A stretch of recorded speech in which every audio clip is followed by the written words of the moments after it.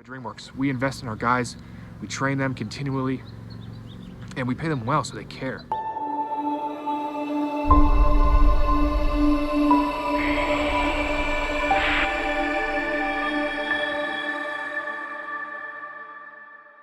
Hey guys, Charlie from Dreamworx. Wanted to check in real quick today and explain to you why you should never go with the cheapest roofer out there. And sometimes the cheapest roofer you hire can end up being the most expensive thing you do. And so tell a quick story here. What I'm looking at is a roof that we bid about 2 years ago. Customer did not go with us because we were a little bit higher. I don't know exactly how much higher we were. I'm gonna guess probably $2,000–$3,000, something in that range, to do the roof. So they went with the cheapest guy. And you know, I can't blame people for going for the cheapest guy. A roof is a expensive investment, right? You know, $12,000, $15,000, $10,000. It's a lot of money to put down, and you know, especially now, $2,000 to $3,000 goes a long way. But whenever you skimp on that $2,000 to $3,000, this is what you get. Let's see if I can flip my camera around here quick. No, I can't. So what we're looking at is, I mean, again, this roof is 2 years old, and this is what we're seeing. Things like this. Exposed nail, exposed nail, exposed nail. There's no reason for that. These shingles are supposed to be nailed right up here, right? I don't know what's going through their head here.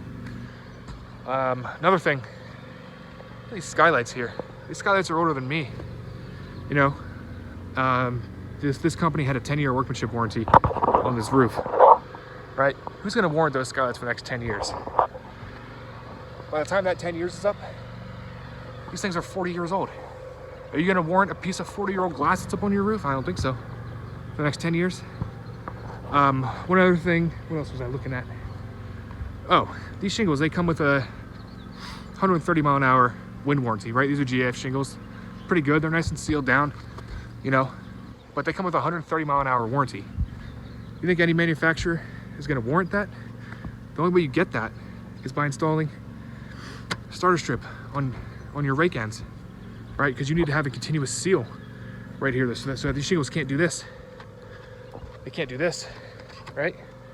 These guys don't even know how to shoot nails, right? Look how crooked that is. That shingle's never gonna seal, right? You're always gonna have a void right there, just waiting for a good gust of wind to come through and rip it off. And last but not least is ventilation. So this house, it's got continuous ridge vent, as you can see, and it's got these gable vents behind me. So what you can't see from up on the roof though is there's no overhang, there's no soffit overhang, no intake.